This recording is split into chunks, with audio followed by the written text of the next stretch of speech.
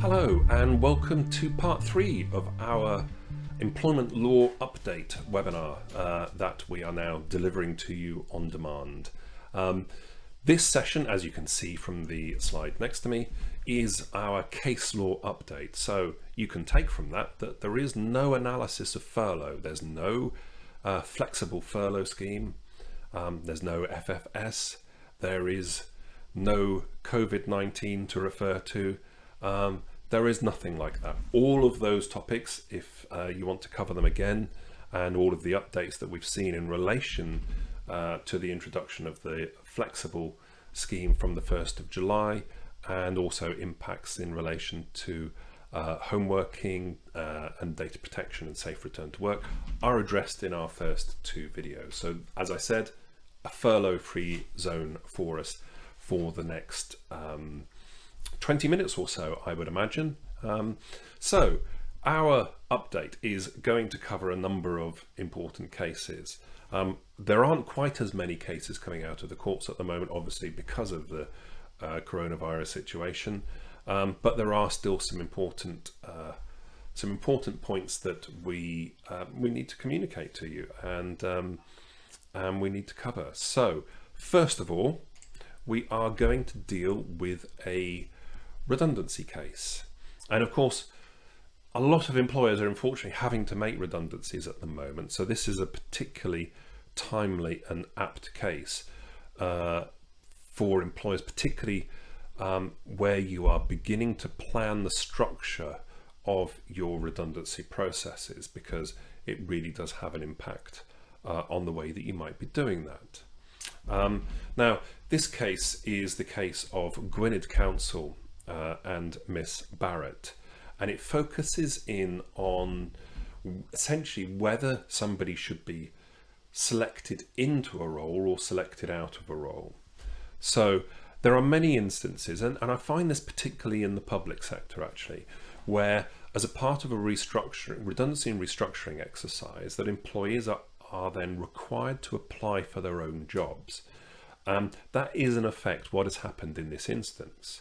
So as you can see from the facts that are on the slide, that Gwynedd Council were undertaking a restructuring of schools within the area and within which Miss Barratt was employed. And as a result of that restructuring of the schools, the school that Miss Barratt worked at was going to close. There was a new school that was being formed in conjunction with a number of other schools, and there were vacancies. There were roles at that school as well. But then the process by which Gwynedd Council decided to identify the people that were going to get those roles, because there was still a reduction in the number of numbers, the process by which they decided to do that was through essentially a recruitment process, so getting people, including Miss Barratt, to apply for the role, and for her to effectively apply for her own role. And the reason that I say apply for her own role is because the role at the other school, or the merged organisation, was pretty much the same. It wasn't absolutely identical, but it was fundamentally the same as the role that she was doing before, albeit that there was a redundancy situation. Now, one of the things that is particularly interesting about this case is that this is a scenario that we come across quite frequently, this fundamental decision that has to be made about, are we asking people to apply, or are we using a redundancy selection matrix through which we are going to select people, and the lowest scorers are identified as being then put at risk. Now, the problem that we have with the recruitment way of doing it, the selection in exercise, is that it is naturally more subjective. So it can't be scrutinized in quite the same way as a redundancy selection matrix can be. Because what a recruitment selection exercise, and the reason that employers would use a recruitment selection exercise is because if the role is different, then what you need to do is you need to look into the future. You need to assess how good an employee is going to be at those tasks in the future, because you don't have this historical record, or sorry, you may have a historical record, but you don't have a historical record that is linked to those activities and that job. And so that's the reason for doing it. Now, if the job is fundamentally the same though, shouldn't you be looking historically at the performance by that individual in that role over previous months and years? Particularly given that if you're using a redundancy selection matrix and looking at information, performance and skills information from the past, then of course that you're able to corroborate that, or largely able to corroborate that, because you will either have records that support the assessments that are made by managers, or you will have managers that have been able to work with and view and assess the people that report to them undertaking those tasks.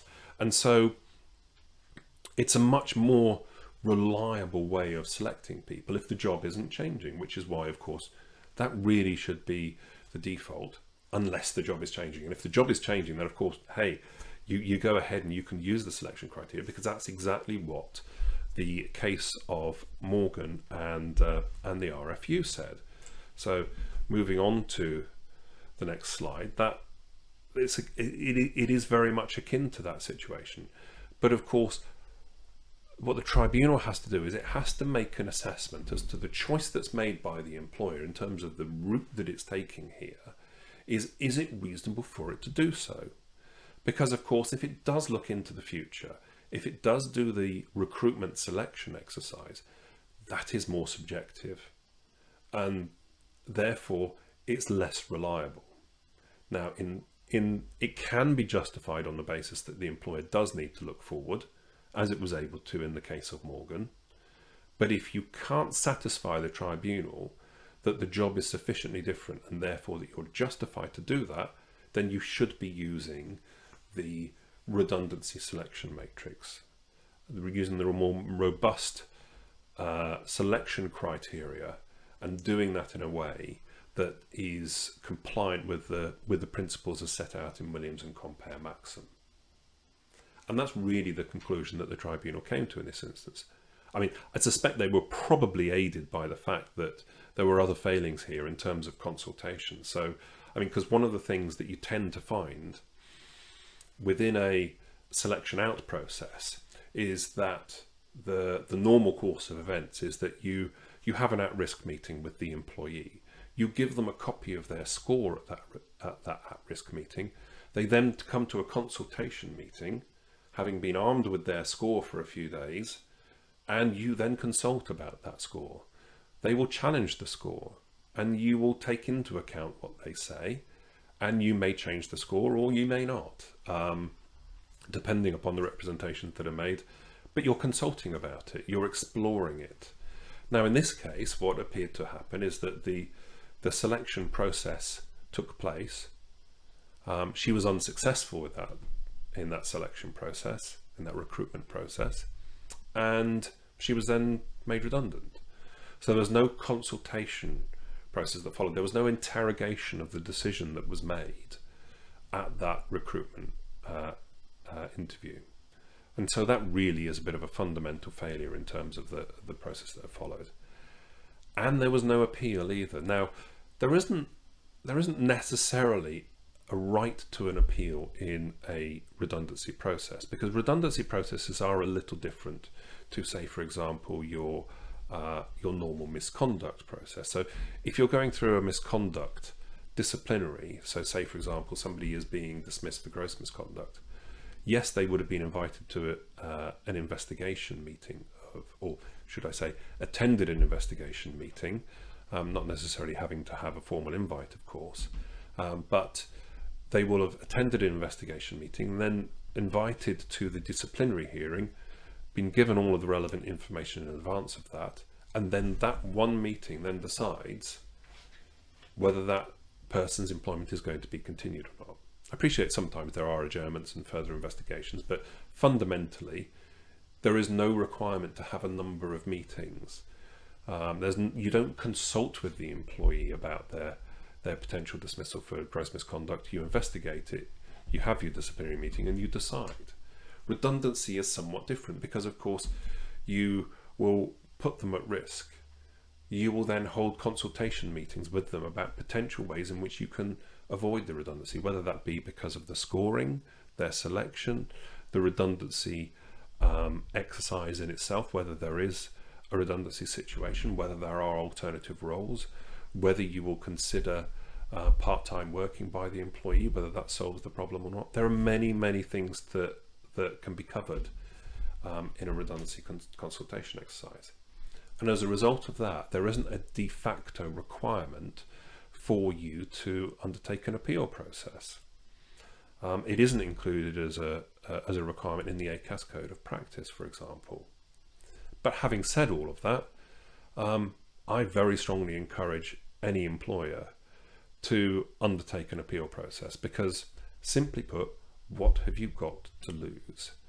If you've made a bad decision, it gives you the opportunity to put it right. And when I say a bad decision, a fundamentally wrong decision gives you the chance to reinstate somebody. If you have made a dismissal which was the right decision, but there are flaws in the decision-making process or the evidence or whatever, you can put those right during the appeal process. And so you really have nothing to lose. And so it isn't a step that I would encourage anyone to avoid. And certainly sometimes when I've been wearing my claimant hat, it has been a tactical move not to appeal the decision to dismiss, because the original decision to dismiss was so fundamentally flawed. We don't want to give the employer the opportunity to put it right. And so those factors probably got taken into account here. And also, I mean, when we have a look at the general principle of whether you should require employees to apply for roles as part of a redundancy exercise, it's not necessarily going to give you the result that you want anyway. Because, you know, say for example, if I am working for company A and I have got 20 years service and perhaps there's a slightly enhanced redundancy scheme, or in fact I've already been talking to another employer and I think I can get a job elsewhere really easily. But in any case, there's a tasty little redundancy sum of money on the table, even if it's only statutory, because of my length of service. How do I ensure that actually I'm selected for redundancy? I don't apply for the job. I'm effectively volunteering, but I'm volunteering in a way that actually the employer can't refuse. So whereas before, if I was a particularly good employee and I volunteered for redundancy, then my employer might say, actually, no, because you've got these fundamental skills that we need. We're not going to accept you as a volunteer. And there's nothing I can do about it. Which then means that the employer makes redundant the employee that it should make redundant. The one that is the least productive, the least skilled, the least experienced. The one with the worst disciplinary record, the one with the worst absence record, obviously having taken into account reasonable adjustments in relation to disability. So, but by running the selection route, I just don't apply. And I get made redundant, and the employer then gets left with the employee who isn't as good, because obviously I'm better, and has to pay me a lot of money to leave as well. So it has its fundamental problems in any event. So it's not something that necessarily works in the favour of the employer anyway. So that's the Gwynedd Council and Barratt case. So now moving on to reasonable adjustments and enhanced redundancy pay, or actually to put it a slightly better way, this case is all about the ability of a tribunal to make recommendations. One of the interesting aspects of discrimination legislation is that a tribunal can recommend that an employer makes changes to its practices or procedures in order to prevent discrimination occurring, or at least reduce the chance of discrimination occurring in the future. So it's quite an interesting one that doesn't come up very often, because of course normally we're just simply talking about compensation or possibly reinstatement, but not in this case, because Miss Hill still worked at Lloyds Bank, and for all I know still does work there. But let's get into the detail of this case then, because it is quite an intriguing one. So let's first of all just have a look at the outcome, so that then we can put into context everything that we're talking to afterwards. So what the appeal tribunal said was that it would be a reasonable adjustment to give an undertaking to Miss Hill to offer her an enhanced severance package in the event that the employer could not find an alternative role for her in circumstances where she then had to work with 2 colleagues who had previously bullied her. So that's quite an extraordinary set of facts there, and quite a few ifs and buts. But let's just go through the facts, because then we can sort of put this into context and we can see what is happening, and then we can sort of see why the tribunal came to the decision that they did, albeit that there are some, potentially serious ongoing implications in relation to this for employers. So, I mean, first of all, Miss Hill, an incredibly long period of service, a 30 years service. She then made complaints about 2 colleagues. And when I say 2 colleagues, actually there were 2 managers. So they were managers who were responsible for her. So they were her immediate line manager and the manager above her immediate line manager. And she made complaints about bullying and harassment that she'd been subjected to by those 2 managers. And as you can see there, that she then had a period of absence, quite a considerable period of absence, between July 2016 and October 2017 as a result of that bullying and harassment. And she did eventually return to work, but when she did return from work, she sought an undertaking from the employer that, first of all, it was the twofold undertaking. First of all, that she wouldn't have to ever work with these 2 colleagues again. So no time limit on this. This was just for the remainder of her employment. She would never have to work with them again. And by the way, the feeling was mutual. They also said that they didn't want to work with her ever again as well. So clearly there was no love lost between the protagonists in this case. Now, she then went further again to say that, well, as you know, Lloyds Bank, you have an enhanced redundancy package. And if at any point you require me to work with them and you cannot find me suitable alternative employment, then you will exit me from the business with this enhanced severance package. So quite extraordinary. I mean, there's no redundancy. There would be no redundancy situation. There is no reduced requirement for employees to undertake work of a particular kind here, if they were to do that, but that's the undertaking that she was seeking. So just keeping the slides up so you can see all of the content here. So first of all, obviously, so let's have a look at the structure of the disability legislation here. Well, first of all, we have to establish whether she's disabled, and unsurprisingly, I guess, given the period of time that she was absent for, she was disabled in accordance with the Equality Act due to reactive depression. Now, the next step that we have to address is whether she has suffered substantial disadvantage as a result of her disability. And the evidence was that she suffered from constant fear, worry and stress that she may be required to work with these 2 managers again in the future, and that exacerbated her physical and mental symptoms. We then go on to the next step, which is a provision, criteria or practice. So there's got to be a provision, criteria or practice in place in order for the duty to make reasonable adjustments, which is what she was arguing, for that to occur. So, for example, this has to be essentially, a way that the company operates. So a one-off decision is not a PCP. But the evidence that came out at the tribunal was that it was the policy of Lloyds Bank, it was the practice of Lloyds Bank not to give such undertakings of this nature. And because then they said that it wasn't a practice, they had a policy of not providing such undertakings, it therefore became a PCP.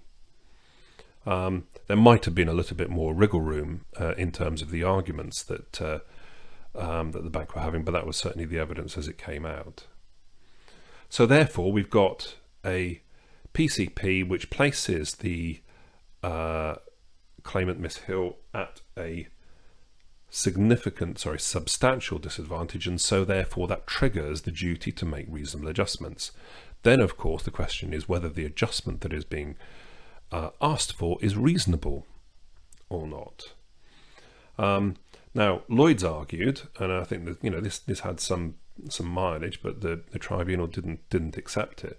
They argued that the purpose of a reasonable adjustment is to keep an employee in work, not to make provision for her to leave work on more beneficial terms.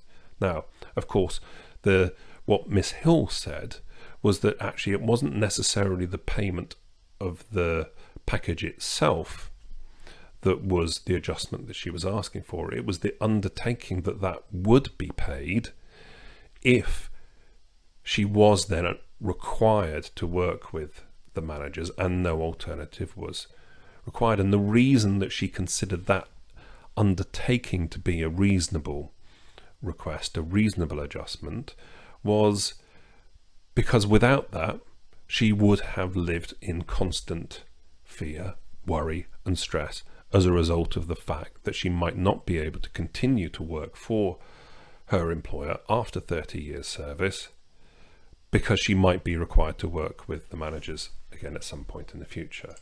So quite an extraordinary set of circumstances. And then when we have a look at what the outcome was, they said that the point of the reasonable adjustments regime is that it is designed to benefit disabled employees, and many recommendations can have financial implications, and that it was potentially justifiable for there to be a reasonable adjustment for Lloyds Bank to provide such an undertaking.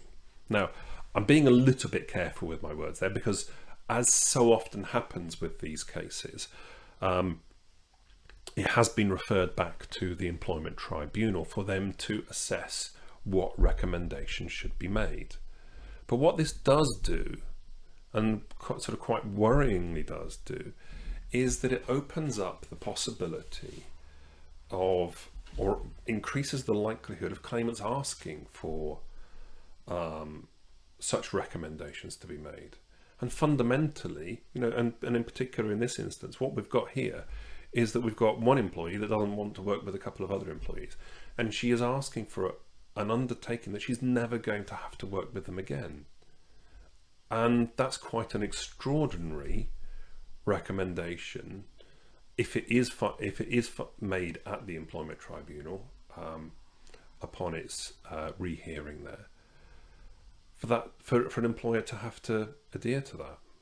And so this is a little bit worrying, because we haven't seen very many recommendations in the past, and certainly where recommendations have been made, they're usually about the changes of a policy or a practice, which usually doesn't have such a difficult practical impact upon the management of employees. And so does this mean that in the future what we're going to have is we're going to have employees that are effectively holding the employer over a barrel in order to, say, perhaps force their negotiating position or demand more money in which to exit the business or to settle their claim? Who knows? I mean, it's just a really quite interesting turn of events, and quite an interesting case, and quite a worrying case, because of course it's very difficult for employers to manage such conflicts at the best of times, but where we now have the potential threat of these sorts of recommendations being made by employment tribunals, and that is particularly worrying. Now, of course, we do have to take into context here that the employer in this instance is a large employer. They are a global employer. They're a national employer, and in fact, the two managers that are being referred to in this case don't work at the same office as Miss Hill. Miss Hill was based at the Bristol office, but her managers that she was complaining about worked elsewhere in the UK. And so the ability, the reasonableness of the bank adhering to an undertaking to ensure that they are never going to work with one another is far easier than in circumstances where it's a much smaller organisation. And so then the whole reasonableness of the adjustment would then be would have much greater focus, and I think perhaps a tribunal would come to a different decision in circumstances where it's a much smaller employer. But interesting nonetheless. So let's watch this space. We'll certainly be keeping an eye out to see what the employment tribunal, but certainly when it does finally then sit to hear the case, because obviously employment tribunals are significantly disrupted at the moment. Now, turning to our next case. So this is a case about settlement agreements and confidentiality clauses.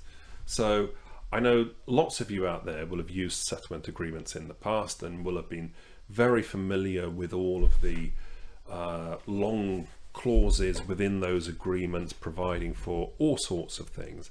And one of the most common clauses, and certainly it's a very long time since I've seen an agreement that doesn't have this clause, is the good old-fashioned confidentiality clause, the one that says you can't tell anyone apart from, immediate family, your legal advisors, tax authorities, so on and so forth. How that list can change in its length sometimes, but with the exception of those people, you can't tell anyone about the existence of the agreement or the terms of the agreement. Very common. And also commonly the employer then provides the same promise back in order to ensure that the tax-free payment that is being made, the termination payment that is being made, retains its tax-free status, and none of it gets carved out to deal with this confidentiality point. So that's the scenario. That's where we are in this case. Now, in terms of the actual facts of this case, so Mr. Steels breached the confidentiality clause. Now, the settlement in this case came about as a result of an employment tribunal claim. So it wasn't actually a settlement agreement as such that was used. It was an ACAS conciliated settlement that was used.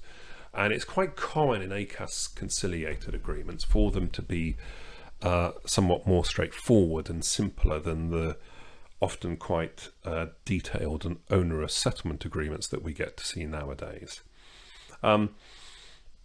So that claim was settled, that employment tribunal claim was settled for a value of £15,500 in 47 weekly instalments. So the money was being drip fed through, and certainly, and as it becomes relevant a little bit later on in the decision-making process for the tribunal, it wasn't necessarily a huge windfall for the claimant either.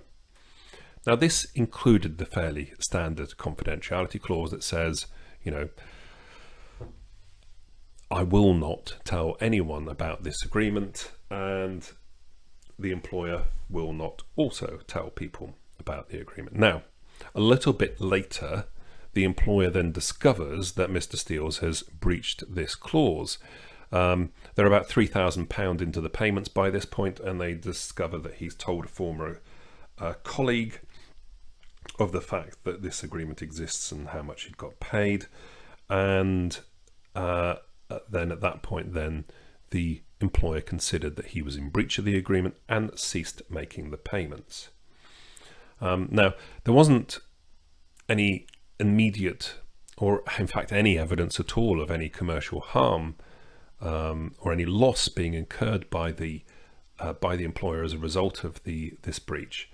But one of the things that, and this is very, very common, of course, and this is the main reason why these confidentiality clauses do tend to be here, is that the company simply doesn't want other employees finding out about it, because the employer doesn't want to be known as someone that will settle cases, because then it means that it might encourage other claims, or it might encourage other individuals, if they do bring a claim, to actually hold out for a more significant sum of money in settlement. So we then get into some of the technicalities in relation to the formation of contractual clauses. And so different clauses can have different levels of importance. Simply because there is a clause in a contract of any sort, it doesn't mean that the breach of that clause is then a breach which is so fundamental that it becomes a repudiatory breach, which enables the other party to treat themselves as being discharged from any other obligation in the agreement. And so this is what we talk about, whether the clause is a condition of the agreement. So is it a fundamental purpose of the agreement, or is it what's called an intermediary term, where the existence of the clause in itself doesn't indicate that it's of paramount importance to the agreement. So it's an ancillary part of the agreement. Now, of course, the fundamental purpose of the agreement was to pay £15,500 and to prevent the continuance of the employment tribunal claim. Those were the clauses that were identified as conditions. So if either of those had been breached, then of course, yes, there would be then a fundamental breach. But what the court concluded, this is a high court, because this isn't an employment tribunal matter. This is a contractual matter. They concluded that it wasn't a condition. There was no commercial embarrassment here. There was no commercial losses sustained, and even the risk of copycat claims or other employees being encouraged to hold out for more money was incredibly remote. And so what this case does do, is it does flag up a general issue, a general problem in terms of the enforceability of confidentiality clauses. Now, of course, there is often an issue in any event in relation to evidence. I mean, how do you evidence that somebody has breached this clause? That can be very difficult in itself. One of the other things that the court didn't like about this was the actual drafting of the clause itself. So putting aside whether it was a condition or an intermediate term, it's the fact that the clause didn't allow Mr. Steels to tell anyone. It was a complete blanket confidentiality clause. He couldn't even tell his wife, which is quite unreasonable, and such a clause shouldn't have been drafted that way. There should always be the carve-out to allow the provision for an individual to tell their wife, their husband, their partner about the existence of the agreement and the amount of the agreement, as long as, of course, they require their other half to then keep that amount, and to keep the details and the existence of the agreement also confidential.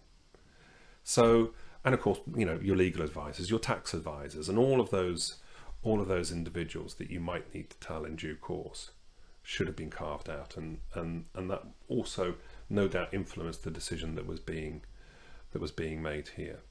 Now, of course, if at any point the confidentiality point is something that is so fundamentally important to the agreement itself, rather than just, well, yeah, we're going to ask them to keep it confidential and hopefully they will.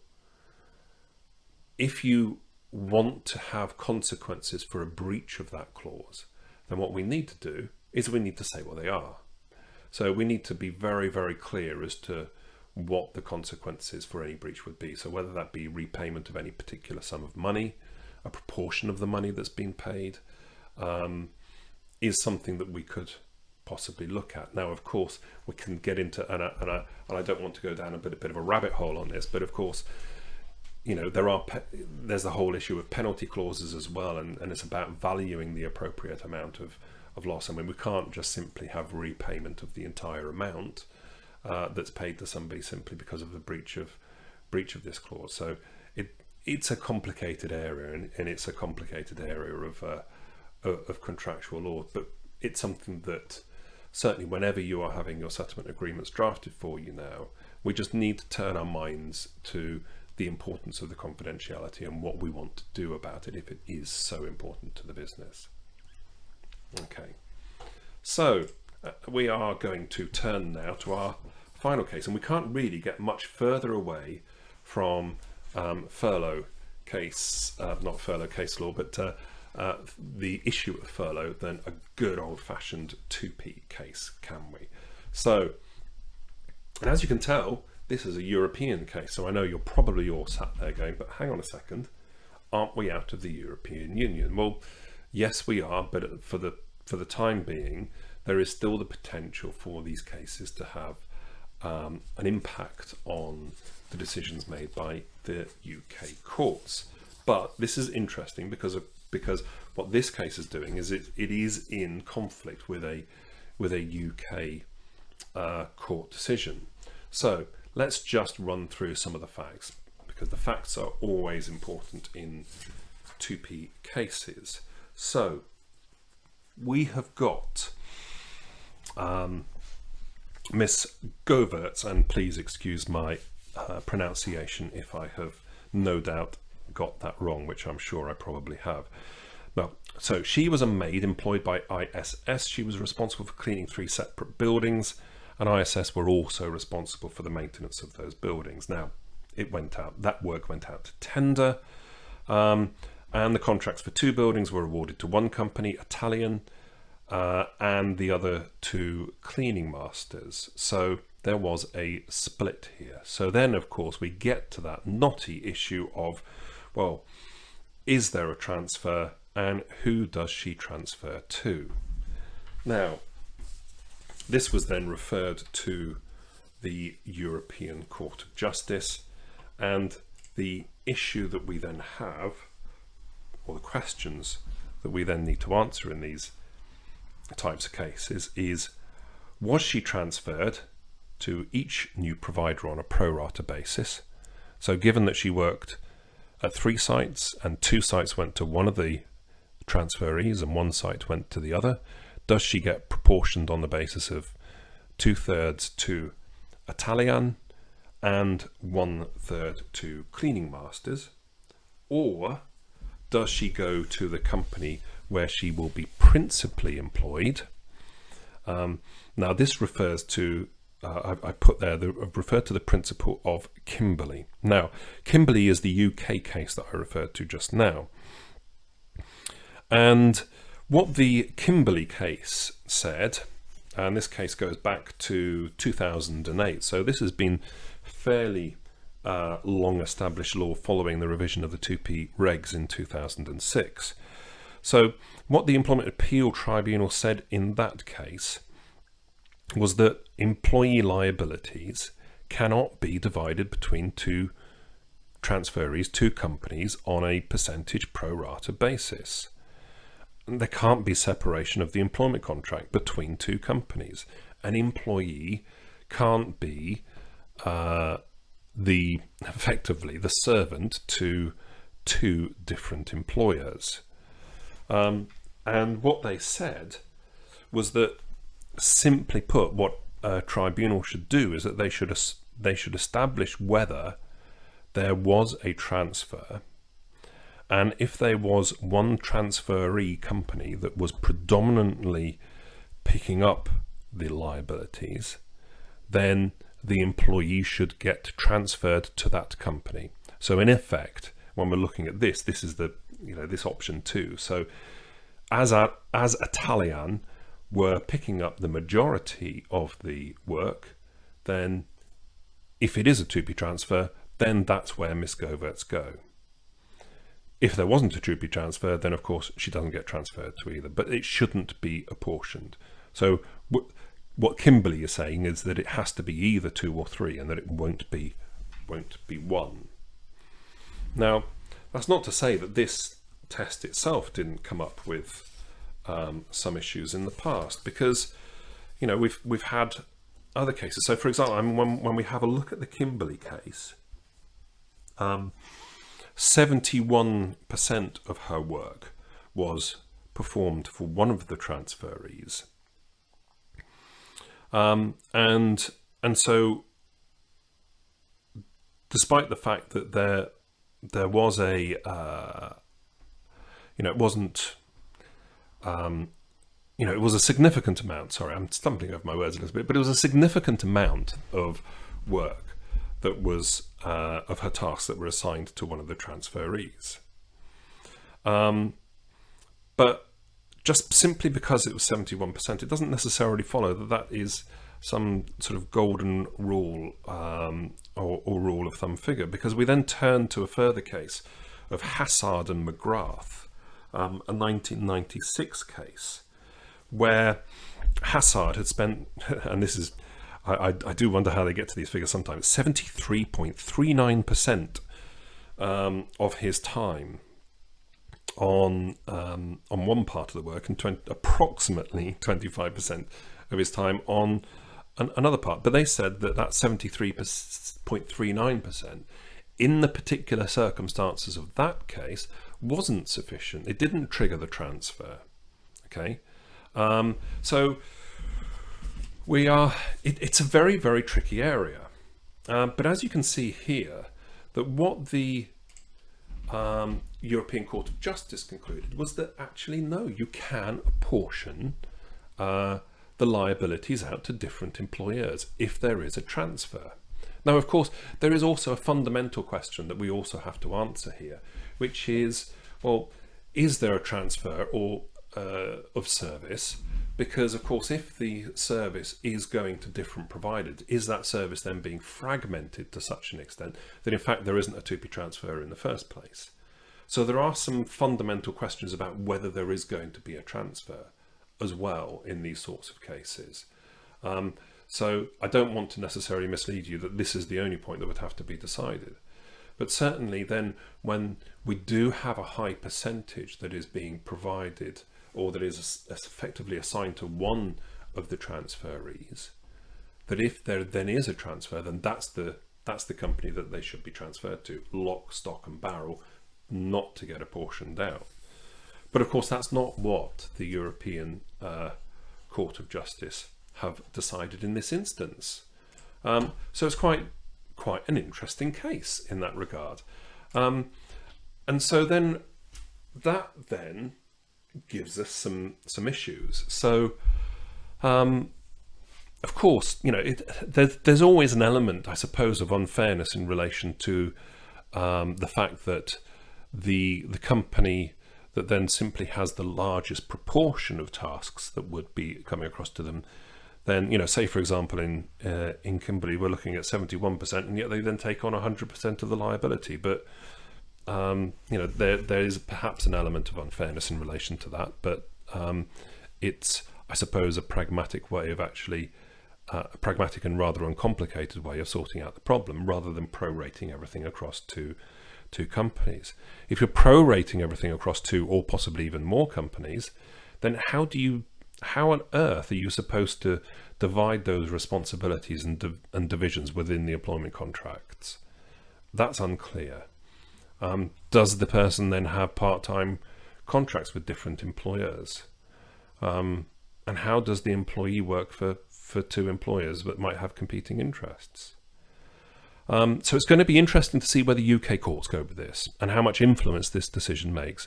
It might simply be that Kimberley remains good and established authority in this area. But this is certainly going to open the door to challenges in relation to that. And of course, with Brexit and all of the the reduced influence that the European courts are going to have, European court decisions are going to have in the UK, is also potentially going to play a factor in the application of that in any event. So a bit of a wait and see, but certainly it's not taken as read, perhaps nowadays, as a result of this decision, that the established authority of Kimberley is safe. Having said that, it depends where you are in the process, doesn't it? Because if you are an individual, then you might want your tasks to be apportioned out. You might not want them to be apportioned out. If you are the company that would be taking on 100% of the liability, you might want to be arguing, as Atalian did in this very instance. They didn't want to take on 100% of the liability. That's why they challenged it. It was them that challenged this, the previously understood overriding principles and authority of the way that you deal with this. And so, as far as they're concerned, it's a win for them. But yes, we'll have to wait and see quite how these things develop over time. But in terms of changing the way that you approach TUPE transfers at the moment, then no, we still have established law in the UK, and that is Kimberley. But certainly, if you are in the position of Atalian in the future, you might want to have a think about trying to see if there's room for manoeuvre following this case. Okay, and given that we don't have the time pressures that we would have had if we had been on a live webinar and limited to our hour and a half, I wouldn't have been doing this case, but I am now. So this is a case which really just sort of sets out, I mean, it's nothing is really changing here, but it is just setting out the principles in relation to anonymous witnesses and the use of anonymous witnesses and the safety of dismissals in relation to the use of anonymous witnesses. So let's just have a quick look, shall we, at what this case says. So again, without wishing to hide what the outcome is from you until the very end. So it was a fair dismissal when this housing association dismissed Mr. Christie for the making of homophobic comments when it was relying upon an anonymised witness statement. And when I say anonymised, just to clarify the difference between the way I refer to anonymised and anonymous, because I appreciate I just used the word anonymous when introducing this case, that anonymous is when nobody knows who the witness is. Anonymised is when the employer knows who the witness is, but isn't revealing the identity to the person who is subject to the disciplinary proceedings. So, giving you the facts. So, as it says, Mr. Christie worked for 14 years as a carpenter for the Housing Association. He'd also very recently, only about 2 months previously, attended some equality and diversity training, which, given what was alleged to have followed, perhaps wasn't as effective as perhaps the company may have hoped. So what happened was that shortly afterwards, a tenant made a complaint to the Housing Association that Mr. Christie had made offensive and homophobic comments, and that she had been offended by those. And so, upon receipt of this information, the tenant said that she wished to remain anonymous. She didn't want him to know that it was her that had made the complaint, and I guess, that's quite understandable in the circumstances. But to what extent can then the employer rely upon that evidence, rely upon that anonymised statement, withhold the identity of the individual from the employee who's facing the allegation? Because of course, what it goes potentially to the heart of the ability of the employee to be able to put up a defence, to be able to explain their case, to be able to say, oh right, well I know why they would have been making this complaint. It's because we had, they've got motive for doing so. They want me out of my job. We've had a dispute before, or things like that. Or alternatively, well, I wasn't there at that time. So there's lots of evidence that can become unreliable if it is an anonymised witness statement. So we do need to proceed with caution. And if you are proceeding on the basis of an anonymised statement, then you do have to meet some, basic requirements, which is you make sufficiently reasonable attempts to corroborate the evidence that's being put forward by the either anonymous or anonymised witness in order to be able to ensure that a fair hearing is had. And in this instance, the Housing Association had done, although there was nobody to corroborate what was necessarily said at that time, there was a junior employee who could corroborate some aspects of other conversations which had taken place. So the company had met its obligations in that regard. You should also consider allowing formulation of written questions, although that doesn't appear to have happened in this case. But in essence, you stick to those guidelines, and as long as you come, it's reasonable. We go back to the normal principles of unfair dismissal. Was it reasonable for you to come to the conclusion that you did based upon the evidence that you had? Was it reasonable for you in the circumstances to have anonymised the statement? Was there any significant impact upon the fairness to the dismissed as a result? Okay, so those are the sorts of factors that you need to look at. So it isn't a quick and easy get out to have anonymised statements, but you can do it. Now, so finally, we are going to have a look at what's on the horizon. Now, this isn't legislation that is on the horizon, but these are issues that are on the horizon. So these are the significant issues that we believe that businesses are going to be faced with in the coming certainly the coming months and perhaps even the coming years. So, of course, we've got the impact of Black Lives Matter, and certainly we see this as a fundamental change in the way that society views discrimination, racial discrimination, in the same way perhaps that the Me Too movement a few years ago did in relation to sexual harassment. And this is a fundamental shift. So this is the second fundamental shift that we are seeing in the way that society views their treatment, and the willingness. I'm not sure willingness is necessarily the right word, because obviously it's a twofold thing of the willingness to complain, as opposed to the fact that they would have seen that there's no point to complain before. And so we've seen various statements by various bodies. Certainly, as you can see here from the CIPD, they're encouraging HR to check in with their employees right now about these sorts of issues. About this issue. And it's certainly one that employers should be addressing. In the same way that employers should have been addressing the impact of the Me Too movement, and the problems associated with sexual harassment, and encouraging employees to come forward to report discriminatory, unfair, unreasonable, offensive, humiliating treatment in order that the employer can take steps to address it.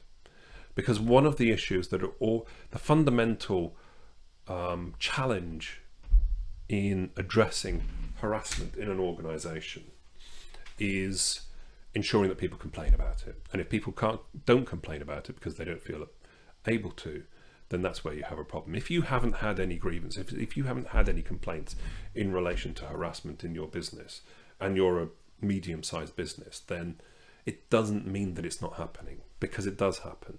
People are people, and most businesses have got a cross-sector of the community within their organisation, which will result in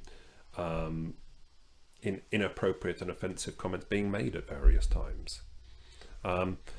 So it's really a case of, we've got to have a look at this as an issue. We've got to have a look at equality and harassment across the piece, but with a particular focus on racial equality at the moment.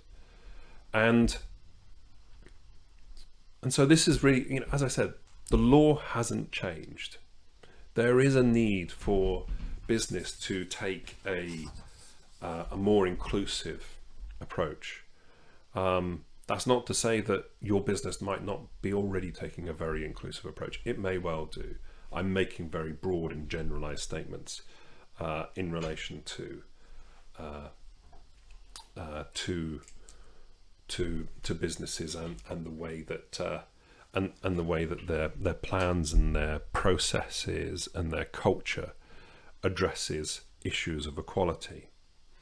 But as I said, we've got to address underrepresentation in the workforce. We've got to not only deal with complaints when they are made, but we've got to encourage complaints to be made. We've got to protect people when they make those complaints. Of course, they're legally protected in any event, but we've got to also protect them in reality as well. I'd encourage you to make yourself familiar. I mean, it's quite a long document, this, so perhaps just have a look at the executive summary. But make yourself familiar with the McGregor-Smith review, Race in the Workplace. It's 2017. This is one of the reviews that the government was criticised for not implementing the recommendations of, which they have now promised to do so. And also excuse my typo there, to make preparations. It's begin to make preparations, or being prepared to make preparations for your ethnic pay gap reporting, because this will come in legislation in due course. So that is the first of the fundamental changes that I believe we are going to see over the coming months. And of course, the other fundamental change, and we've sort of addressed it in our first video, where we were having a look at people working from home, data protection, being unable to return to work because of childcare issues during the current coronavirus situation. This is fundamentally changing. We have moved from 5% of people working from home to 50% of people working from home. But we need to ensure that we do this in a planned way. So first of all, is your culture actually going to embrace working from home, or is it not? What is the nature of your business? To what extent can you embrace working from home or not? And then, of course, we've got lots of issues, because if we are going to move to a formalised and a greater proportion of people working from home, we do need to start having a think about rules, because at the moment everything does seem to be operating on very much a basis of goodwill and good nature. So one of the things that we need to, many of the things that we need to have a look at are, what standards do you have for people when they're on Zoom calls or Microsoft Teams calls, or whatever other providers are, of course, available. But what are the standards of dress? What are the standards of appearance? I've put my jacket on today, and I put my jacket on today because, well, I've been dressing down for so long. I thought it would be quite nice to, but I'm also very conscious of the fact that lots of people, when they're on these calls, including myself, have been really rather casually dressed. But to what extent is that something that you want to continue? Do you want to provide in your rules for what the backdrops should be? I mean, we've had various issues of, even I think it was Michael Gove, where he appeared on a TV interview. One of the books that he had behind him, a number of people found was offensive. So what reading material do you have? What picture, what artwork do you have? Is that something that's going to potentially be offensive? What backgrounds are, if you're going to use some of the automated backgrounds, what are they going to be? We've also got all of the data protection issues that we were talking about before on the earlier videos. That's why I'm not repeating all of that now. Also, we've got all of the contractual issues, or the health and safety issues, risk assessments to be done. So there's an awful lot of work here to be done if it's to be done properly. And of course, to what extent do employees have the correct work environment, the correct workspace to be able to work from home? And of course, this then throws up a huge issue of well, are you going to continue to have an office? Or if you are going to continue to have an office, where is that office going to be? Where do your employees need to be located? They don't necessarily need to be located in London anymore, or in Bristol. They don't need to be located near the office anymore because they don't need to travel to the office so often. And so all of a sudden, you then might be expanding your ability to recruit from various other locations. You might not even have to recruit within the UK, because it might be perfectly acceptable to have someone based in another country doing this work, because it can be done remotely. So there's going to be some really quite clear fundamental changes that occur as a result of it. And of course, from an employer's point of view, with that increased pool of recruitment, and perhaps I'm looking at it rather cynically now, but is the employer going to be able to drive down wage costs as a result? Because it's not going to have to pay the premium associated with particular cities. So there's a lot of issues here, and of course of the savings in relation to offices. So it really is a case of, watch this space, because this might be something that your employer is exploring now, but there are certainly some fundamental issues here to be addressed. And of course, one thing that I've just forgotten to point out, but of course, there's the whole issue of, is the employer going to force this on employees? Is it going to require employees to work from home? What about the mental health and well-being of employees? Some people don't want to work from home and have negative mental health as a result of working from home. Others with social anxiety would positively welcome it. So there's lots of factors at play in all of this, both economic and social. So thank you very much for bearing with us today in relation to our webinar. I do apologise that it, for those of you who are booked onto the live session, that we weren't able to deliver it live, but hopefully this will have still been of some use to you. Now, of course, it wouldn't be a free webinar without a little plug, and I will do that unashamedly, I'm afraid. So if any of you are interested in any of the employer support packages that we have, that are very competitively priced and provide you with peace of mind and access to email advice, telephone advice, meetings, and of course remote meetings such as this, as well as representation in employment tribunals. We're experienced employment tribunal advocates as well, so do a reasonable amount of employment tribunal litigation work as well as providing support and assistance to ensure that you're making the right decisions right at the outset, and in order to hopefully avoid having to go to an employment tribunal. And of course, we can provide assistance to you in relation to management training, be that in terms of equality and diversity, which we've just spoken about, or in fact just having a look at your absence management techniques and performance management as well. But it's not all one-way traffic. We are going to be releasing podcasts soon as well, so please watch this space. We'll let you know when they become available, so you don't necessarily have to watch me on video all of the time, and perhaps you can listen at your leisure as well. So we will be making those available very shortly. So certainly come the end of July, we will have our podcast launched and ready to go.